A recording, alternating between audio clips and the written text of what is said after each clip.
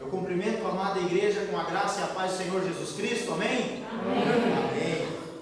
É um prazer estar mais uma vez na casa do Senhor e junto com os irmãos para aprendermos mais da palavra do nosso Deus e Pai. Eu quero convidar você então a abrir a sua Bíblia em 2º livro de Reis, capítulo 6. 2º Reis, capítulo 6, do verso 1 ao verso 7. Todos encontraram? Amém? Então, fazemos a leitura. Disseram os discípulos dos profetas a Eliseu: eis que o lugar em que habitamos contigo é estreito demais para nós. Vamos, pois, até o Jordão, tomemos de lá cada um de nós uma viga e construamos um lugar em que habitemos. Respondeu ele: ide. Disse um: serve-te de ires conosco, teus servos. Ele tornou: eu irei. E foi com eles. Chegados ao Jordão, cortaram madeira. Sucedeu que, enquanto um deles derribava um tronco, um machado caiu na água. E ele gritou e disse: ai, meu senhor, porque era emprestado. Perguntou o homem de Deus: onde caiu? Mostrou-lhe ele o lugar. Então Eliseu cortou um pau e lançou-o ali e fez flutuar o ferro. E disse: levanta-o. Estendeu ele a mão e o tomou. Amém? Irmãos, hoje, dia 1º, dia 1 de novembro, vocês já pararam para pensar que o final do ano está aí? Reta final? Irmãos, e quem sabe você passou por inúmeros problemas durante essa caminhada desse ano. Eu sei que, em um contexto geral, todo mundo passou por problemas, e problemas grandes, né? O último que enfrentamos e estamos enfrentando é essa pandemia, que pouco se sabe ainda sobre ela e os seus efeitos. Mas quantos outros problemas nós não enfrentamos esse ano? Macros e micros, pequeninos probleminhas, mas também problemas maiores, em escala maior. Estamos enfrentando problemas direto, todos os dias. E quando eu olho para isso, meus queridos, quando eu olho para o contexto bíblico, existem textos na Escritura que narram grandes problemas. O próprio Eliseu. E hoje eu, analisando esses textos, buscando em Deus o que pregar nesse início de novembro de 2020. E eu gostaria de pregar algo assim maravilhoso da parte de Deus. Não que essa passagem não seja maravilhosa, mas eu queria pregar algo sobre a abertura do Mar Vermelho, ou a cura dos leprosos. Eu queria pregar algo impactante, algo ou alguém que teve um encontro com Jesus e que tinha na sua vida um problema insolucionável. Mas pensando um pouquinho, na maioria das vezes nós enfrentamos muito mais probleminhas do que problemões, não é isso? Diariamente nós estamos aí enfrentando coisinhas que para os outros às vezes parecem que não tem valor nenhum. E quando eu começo a olhar para esse texto, irmãos, vendo pelo contexto atual, gente, o que é um machado perdido? Quando nós começamos a comparar o que é um machado com a fome no mundo, o que é um machado comparado com a morte de um ente querido, o que é um machado perdido no fundo de um rio comparado com um diagnóstico maligno, de uma doença maligna, incurável, intratável, não é nada.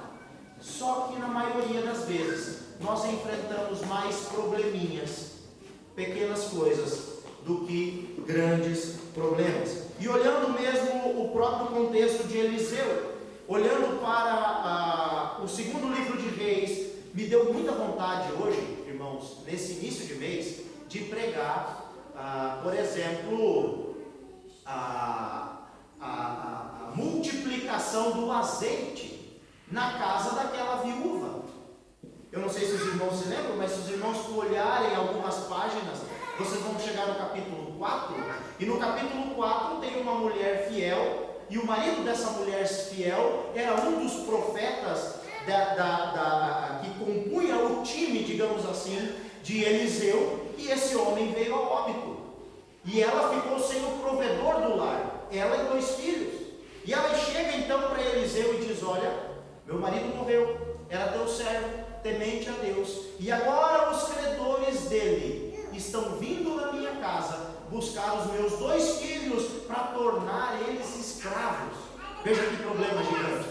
Nós podemos olhar também outro problema, um pouquinho antes de Eliseu fazer o ferro do machado flutuar, o grande Naamã, homem que vencia todas as batalhas, general poderosíssimo, inimigo de Israel, carrasco de Israel, agora vencido pela lepra. E esse homem vencido pela lepra, que escravizava o povo de Israel, agora tem de escutar o conselho de uma jovem menina escrava de dentro da sua casa. E esse homem que era inimigo de Israel, agora tem que recorrer a um profeta de Israel e ao Deus de Israel para ser curado do seu problema, para ser curado dessa doença. O que é uma lepra comparado ao olho de um machado que caiu dentro de um rio. Inúmeras e inúmeras histórias na Bíblia, mas o Senhor falou fortemente ao meu coração, e eu gostaria de transmitir essa mensagem para você também. Deus se importa com as nossas particularidades. Deus se importa conosco no micro e no macro. Deus se importa com você, meu irmão, com aquilo que talvez os outros julguem que é banal, trivial. Deus se importa com você, para você, com você. Deus é único e para Deus você também é único. Quando nós olhamos então para essa situação, nós vemos que existiam pessoas, discípulos dos profetas, que pertenciam aí, vamos dizer assim, a esse time de profetas de Eliseu, né? De Eliseu e de Elias, antes de Elias, agora de Eliseu. Nós vemos isso em 2 Reis capítulo 4, quando aquela mulher que eu acabei de citar chega para Eliseu e diz: olha, o meu marido, teu servo, profeta, temente a Deus, morreu, e os credores estão vindo buscar. Nós vemos então que essa mulher diz: meu marido, teu servo, está lá em 2 Reis 4:1. Nós notamos então que os discípulos dos profetas estavam incomodados, eles estavam angustiados, pois o lugar que eles estavam habitando era pequeno. O lugar que eles habitavam era pequeno. Olha aí o que diz o versículo 1: disseram os discípulos dos profetas a Eliseu: eis que o lugar em que habitamos contigo é estreito demais para nós. É muito apertado aqui, Eliseu. E nós vemos então o que esses homens fizeram. Eles fizeram algo muito bonito. O que é que os discípulos dos profetas fizeram? Eles estavam incomodados. Você está incomodado com alguma coisa na sua vida? Alguma coisa incomoda você na sua vida? Olha o exemplo desses homens. Eles estavam incomodados com aquela situação, então eles elaboraram um plano de crescimento. Nós estamos incomodados porque a nossa casa é pequena, o lugar que nós nos reunimos ou moramos está estreito demais. O que é que nós vamos fazer? Buscar uma solução. E aí eu lhe faço a primeira pergunta: o que é que você está fazendo para mudar aquilo na sua vida que está lhe incomodando? O que é que você está fazendo para mudar essa situação que tanto lhe incomoda? Os discípulos dos profetas tomaram a iniciativa, bolaram um plano de crescimento, elaboraram um projeto, estabeleceram metas, dividiram funções e delegaram responsabilidades. O que nos leva a pensar, meu querido irmão, que nós não crescemos sozinhos. Inclusive, quando o apóstolo Paulo vai responder à igreja, ele diz: ora, não importa quem rega ou planta, porque quem dá o crescimento é Deus, mas existe alguém que rega e outro que planta. Os discípulos dos profetas chegaram para Eliseu e falaram: olha, nós estamos incomodados, precisamos crescer, o lugar está apertado demais, já não é confortável, vamos construir algo novo. Eles então elaboram um projeto, estabelecem metas, dividem funções e delegam responsabilidades. Quando nós olhamos para isso, nós vemos que eles juntos, todos eles, identificaram um problema em comum. Isso é muito importante, porque muitas vezes as famílias estão desunidas, e a igreja também. Uma família fragilizada é uma igreja frágil. E uma família desunida, desalinhada, ela não consegue identificar um problema que atinge a todos. Eles unidos estavam, e por isso juntos notaram que aquela casa estava pequena. Algo incomodava todos eles. Veja aí o versículo 1, a parte B. Eis que o lugar que habitamos contigo está estreito demais para nós. Em segundo lugar, eles todos sabiam onde conseguiriam os recursos. Porque é muito interessante, irmãos, é muito fácil bolar planos, metas, mas e como alcançar? Como fazer? É muito fácil, irmãos, nós sonharmos com o último degrau, mas para chegar lá em cima, tem vários outros a serem conquistados. Eles queriam construir algo maior, literalmente uma casa maior, um salão maior, que acolhesse eles com mais conforto. Mas para construir esse salão, eles precisavam dos recursos. E todos juntos sabiam onde conseguir esses recursos, que era no Jordão. Veja aí o versículo 2, a parte A. Vamos, pois, até o Jordão. Aonde você quer chegar? Da onde você está agora, hoje, dia 1 de novembro de 2020?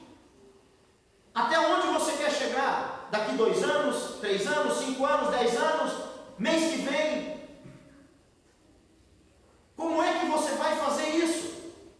Porque muitas vezes nós ficamos presos dentro da nossa própria mente, frustrados, porque não conseguimos alcançar aquilo que almejamos. Mas por quê? Porque não planejamos.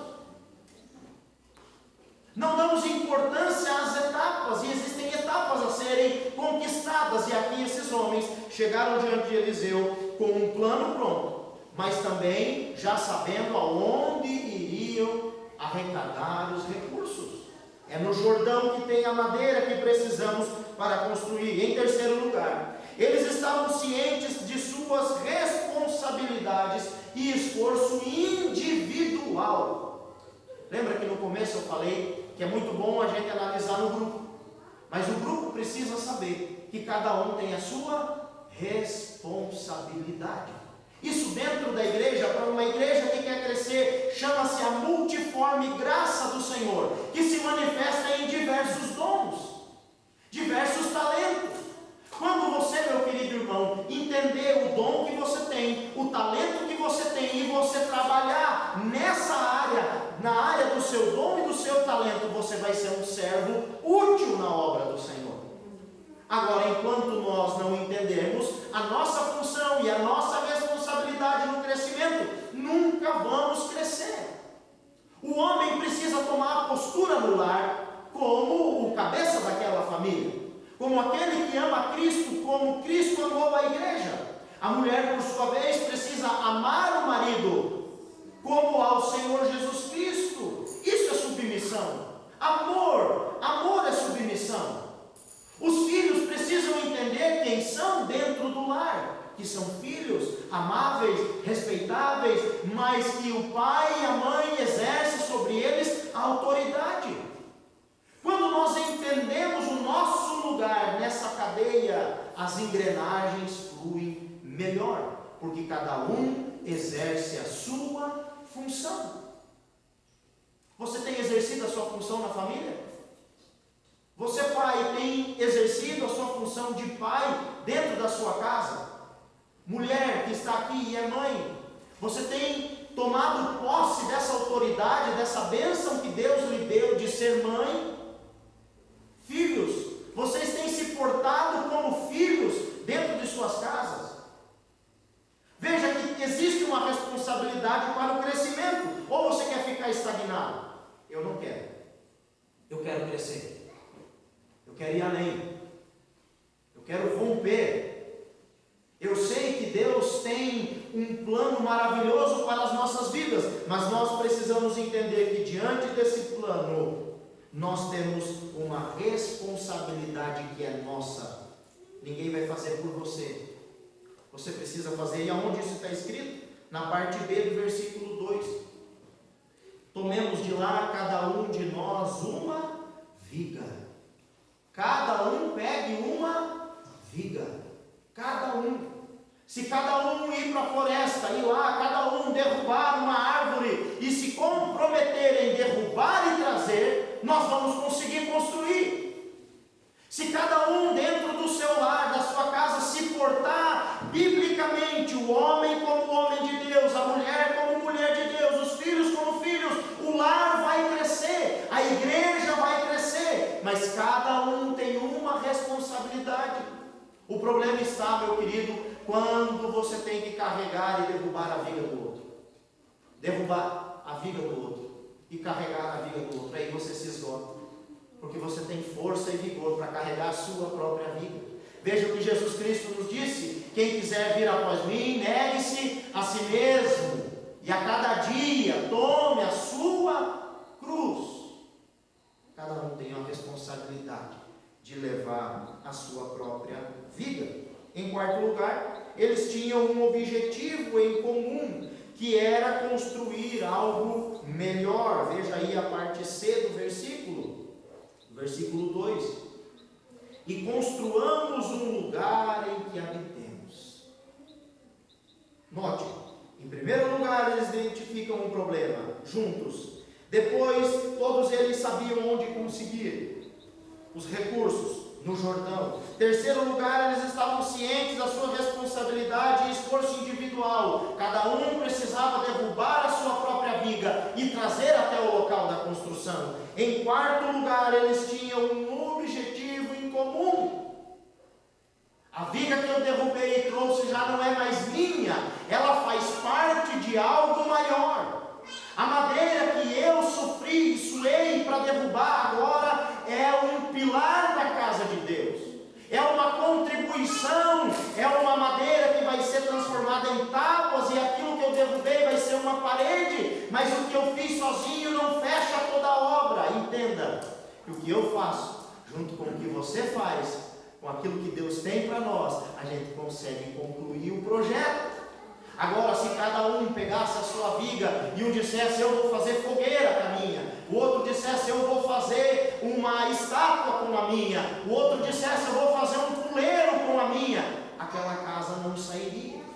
Mas por que é que aquela casa nova saiu? Saiu porque eles tinham um objetivo em comum. Famílias, tenham um objetivo em comum. Pais, conversem com os seus filhos e esclareçam os seus objetivos em comum. Ah, pastor, meu filho gasta demais, mas talvez ele não sabe que você quer comprar um carro novo para vocês ir viajar. Talvez ele está gastando, ele gasta lá em casa, gasta tanta luz, mas você não senta com a sua esposa e não diz: vamos economizar para final do ano a gente poder fazer tal coisa. Tracem metas juntos. Eles sabiam tudo em comum, e porque sabiam em comum, eles tinham um objetivo em comum: construir algo melhor. Em quinto lugar, eles buscavam juntos uma aprovação e receberam. A igreja do Senhor, quando ora, o Senhor Jesus Cristo disse que tudo que a gente liga na terra é o quê? Ligado no céu, e o que se desliga na terra é desligado no céu. Pedirão em meu nome ao Pai, e Ele concederá o desejo do vosso coração. Quando o nosso desejo estiver alinhado com o dele, é óbvio. Eles buscavam juntos uma aprovação e receberam. Veja aí a parte final do versículo, a parte D do versículo 2. Respondeu ele: ide. Respondeu ele: vamos. Porque eles tinham tudo em comum. Se parasse por aqui já estava bom, mas um deles estava inconformado com a situação. E esse cara, ele mexe comigo. Esse camarada não tem o nome dele. Eu não sei nem se não foi ele que derrubou o machado, irmãos, porque ele é o mais metido de todos os discípulos dos profetas. Veja bem, ele está inconformado, ele está insatisfeito. Ele tem um bom plano, ele sabe onde arrecadar os recursos, tem mão de obra, um projeto e uma autorização na mão. Mas o chefe não estava junto. Ele olha firme para Eliseu. E o versículo 3 e 4 diz o seguinte: e disse um: serve-te de ires com os teus servos? E Eliseu disse, então, respondeu aqui, e ele tornou: eu irei. E foi com eles. Chegados ao Jordão, cortaram madeira. Um deles falou assim: não basta só ter desejo de crescimento. Um deles pensou consigo: não é muito pouco só querer crescer. É muito pouco só ter um plano. Nós precisamos de Eliseu junto conosco. É muito pouco só a autorização. Nós queremos a presença de Eliseu conosco. E Eliseu prontamente atende então o pedido do seu discípulo. E em uma determinada altura do trabalho, nós vemos aí no versículo 5 em diante, que um abençoado, descuidado, pega um machado emprestado e, cortando madeira, derruba o machado, só o ferro do machado, dentro do rio. E ele devia estar muito preocupado mesmo, irmãos. Muito preocupado, porque ele exclama: ah, meu Senhor! Era emprestado. Era emprestado. Provavelmente uma ferramenta que naquela época deveria ter o mesmo valor de um motosserra hoje. E ele emprestou aquilo de alguém. Nós não sabemos, mas pela preocupação, essa pessoa que emprestou talvez não querendo emprestar. Fazendo: olha, tem 2V, vai e volta, cuida bem do meu machado. Esse machado eu herdei de não sei quem, já está há tantos anos, da nossa geração, da nossa família. Eu estou lhe emprestando, mas minha esposa está falando para mim não te emprestar. Você cuida do meu machado. E esse homem empresta o machado. Isso não está escrito nas escrituras, irmãos. Estamos aqui só parafraseando. E quando ele perde o machado, irmãos, o peso cai. Eliseu poderia olhar para ele e dizer: rapaz, você aprender a ser mais cuidadoso. Agora você vai trabalhar e vai comprar outro machado para o cara. Mas Deus toca o coração desse homem e então ele corta uma vara. O discípulo mostra onde caiu o machado, ele joga aquela vara na água e milagrosamente o ferro fica mais leve do que a água e boia para cima, a ponto do homem conseguir pegar com as próprias mãos. É muito ruim, meu querido irmão, você pegar algo emprestado e quebrar na sua mão. Se já aconteceu isso contigo, você sabe como é ruim. Aquele sentimento de: meu Deus, o que eu fui fazer e agora? Existem pessoas que, na mitologia, teve um rei chamado Midas, que tudo que tocava virava ouro. Existem pessoas que é o contrário. Eu não sei se tem ao contrário de Midas, mas deve ter gente que tudo que pega, quebra. Ele pega o carro, vai dar uma ré, ele bate, ele não enxerga o pilar. Ele pega uma ferramenta emprestada, ou ele quebra, machuca ou não devolve. Ele pega alguma coisa e consegue extraviar. Talvez você conhece pessoas assim. Como é ruim, meus queridos irmãos, você passar por uma situação dessa. E esse homem então estava debaixo desse peso, que para muitos parece leve demais. Um machado, para a nossa cultura, um machado não é nada. Mas Deus usou Eliseu para realizar o milagre. Versículos 6 e 7. Perguntou o homem de Deus: onde caiu? Mostrou-lhe ele o lugar. Então Eliseu cortou uma vara e lançou-o ali e fez flutuar o ferro. E disse: levanta-o. Estendeu ele a mão e o tomou. Quais são as aplicações desse texto para a nossa vida? O que é que esse texto nos ensina? E eu separei aqui breves aplicações para a nossa vida. Em primeiro lugar, como uma aplicação geral para a nossa vida, nós não devemos nos conformar com algumas situações que estão diante de nós. Os discípulos poderiam muito bem se conformar com aquela situação. Está apertado, mas dá para viver. está estreito o lugar, mas dá para levar. Vamos continuar assim. Mas eles não se acomodaram com aquela situação. E eu quero lhe fazer uma pergunta: o que é que está te incomodando? Que área da sua vida você sente que você precisa crescer? Qual área da sua vida você estagnou? Os discípulos não se conformaram com aquilo. Os discípulos não se conformavam com aquela casa pequena, com aquele local estreito, sabendo que ali, um pouco mais além, às margens do Rio Jordão, tinham árvores frondosas e grandes, matéria-prima, que eles, através do próprio esforço, poderiam derrubar e construir algo maior e melhor. Em segundo lugar, não abra mão da presença de Deus. A segunda aplicação desse texto é essa: não abra mão da presença de Deus. Veja aí agora o versículo 3. Disse um: serve-te de ires com os teus servos. E ele tornou dizendo: eu irei. Martinho Lutero disse: uma masmorra com Cristo é um trono, e um trono sem Cristo é um inferno. Uma masmorra com Cristo é um trono, é um palácio, mas um palácio sem Cristo é um inferno. Moisés, diante de Deus, em Êxodo 33:15, diz: se tua presença não for conosco, não nos faça subir daqui. Se tua presença não for diante de nós, não nos faça sair desse lugar. Muitos querem as bênçãos, muitos estão procurando as bênçãos, mas não querem aquele que dá as bênçãos.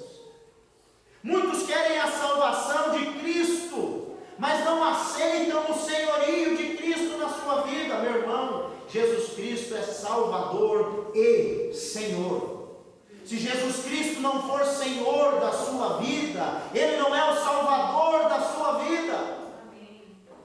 Nós não podemos aceitar o que a maioria aceita. Não abra mão da presença de Deus. Veja que todos tinham o mesmo plano, mas apenas um disse: vem conosco, venha conosco. Em terceiro lugar, Deus vai requerer o que Ele mesmo emprestou. Veja a exclamação do homem no versículo 5: ai meu Senhor, porque era emprestado. Eu quero chamar a sua atenção para o talento que Deus colocou na sua mão, para os recursos que Deus colocou na sua mão.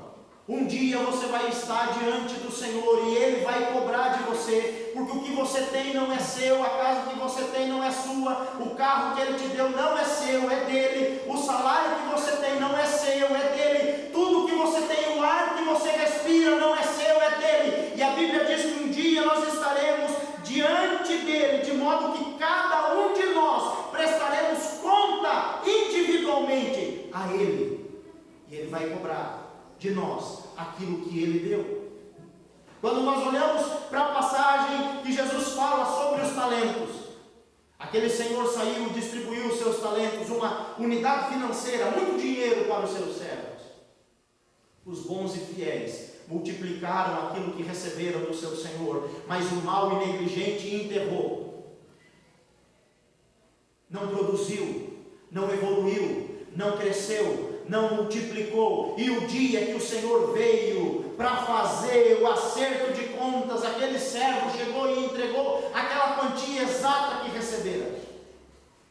E aquele Senhor então mandou tomar aquilo que aquele servo tinha, deu para o que tinha mais e lançou aquele homem em um lugar escuro, onde há choro e ranger de dentes. Os outros que multiplicaram ouviram: venham para o gozo do seu Senhor, participe da alegria do seu Senhor, servo bom e fiel, porque foste fiel no pouco, sobre o muito eu te colocarei. O machado é emprestado.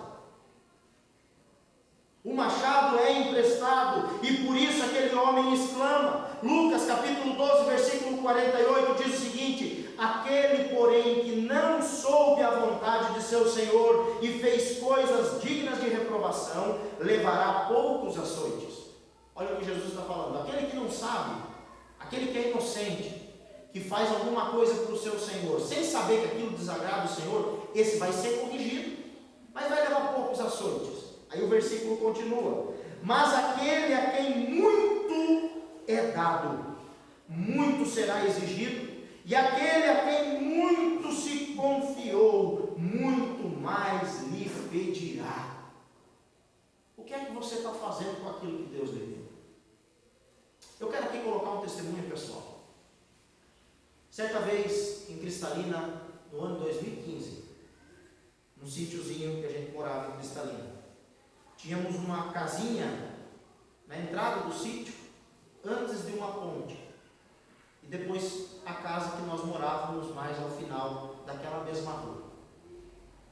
Entre aquela casa, a ponte, e do lado de cada ponte, vários eucaliptos plantados. E eu e meu pai, nós queríamos cobrir aquela casa. E tinha uma vara reta de eucalipto.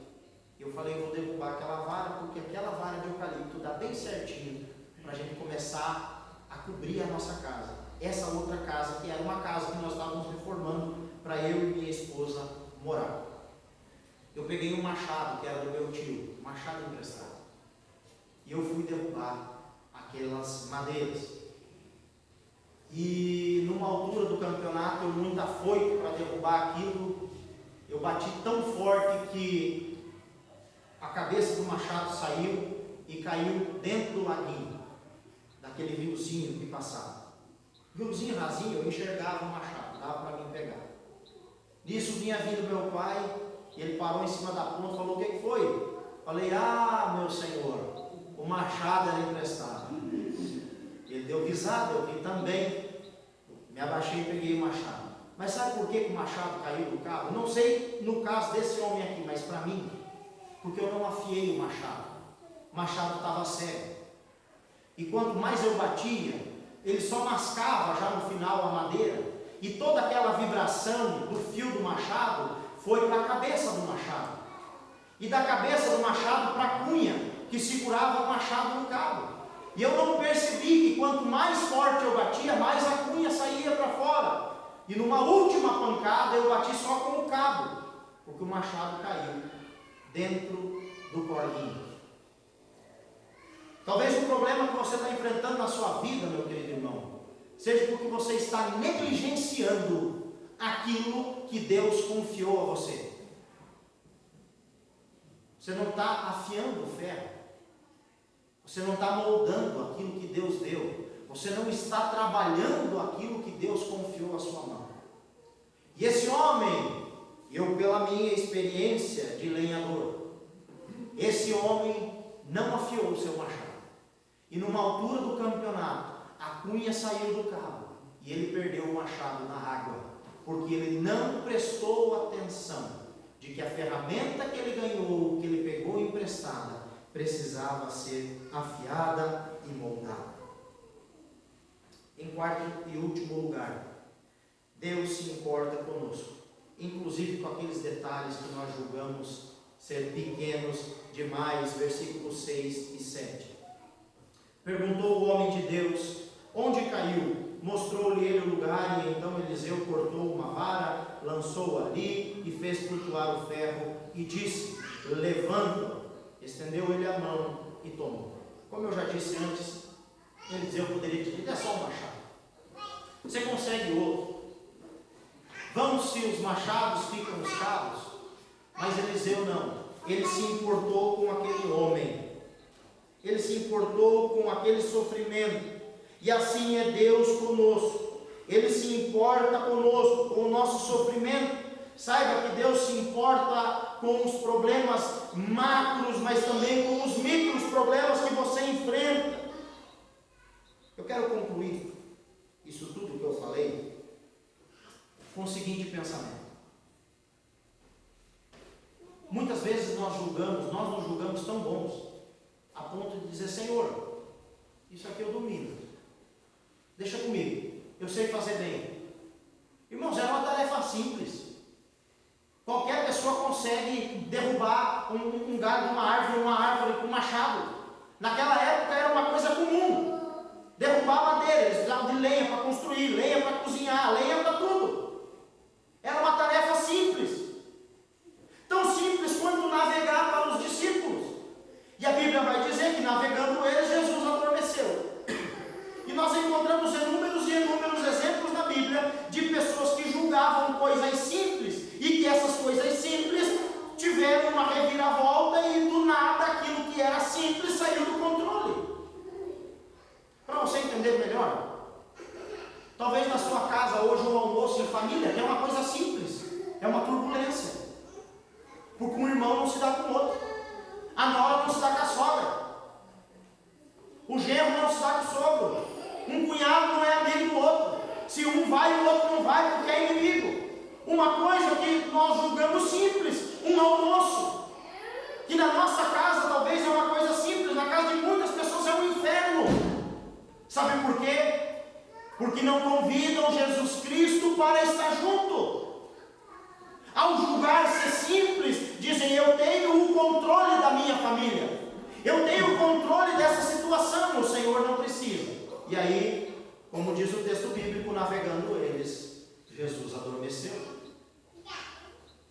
Quando nós julgamos as coisas simples e dizemos: Senhor, aqui o Senhor não precisa mexer, aqui o Senhor não precisa entrar, é naquela área que nós começamos a padecer. Por isso, meu querido irmão, não negligencie o Senhor na sua vida, não negligencie o Senhor na sua família, não seja descuidado, não seja descuidado. Aquilo que você julga muito fácil pode se tornar um problema muito grande sem Jesus Cristo. Para concluir tudo, para você entender, tinha um palestrante, e esse palestrante é um motorista, e depois da 100ª palestra do seu amigo palestrante, o motorista falou: rapaz, eu posso dar palestra no seu lugar, eu sei exatamente, eu sei essa palestra de cor, de trás para frente, de frente para trás. O motorista falou: tudo bem, nós vamos para outro estado então, e hoje à noite, quando nós chegarmos lá, você vai ser o palestrante e eu vou me passar por motorista. Chegou na hora, o motorista colocou a roupa do palestrante e foi, e fez uma palestra, irmãos, coisa mais linda do mundo. O palestrante já estava cansado, falou: rapaz, vou deixar o motorista se passar por mim. E assim foi durante algumas palestras, mas numa palestra, um dia, uma moça da plateia fez uma pergunta que ninguém nunca tinha feito para o palestrante. E aquele motorista então olhou e ficou encurralado porque não conhecia a resposta para aquela pergunta e disse: olha, assim você me ofende. Essa até o meu motorista responde. E chamou o motorista que estava na plateia para responder. Algo que ele julgava simples, o pegou desprevenido. Vai fazer um almoço? Entra na minha casa, entra na minha vida. Vai fazer uma compra? Com Cristo. Vai sair passear? Saia com Cristo. Tudo com Jesus, porque Ele nos promete isso: eis que estou convosco todos os dias até a consumação dos séculos. Amém? Eu quero convidar você a orar comigo nesse momento, encerrando essa palavra. Pai querido e amado, nós nos colocamos nas tuas mãos e pedimos, ó Deus, que o Senhor esteja, meu Pai, falando ao nosso coração. E se há alguém, Senhor Jesus, que está longe dos teus caminhos, mas que hoje, ó Pai, quer entregar a sua vida ao Senhor, ó Pai, faça morada nesse coração. Assim eu oro no nome do Pai, do Filho e do Espírito Santo de Deus. Amém.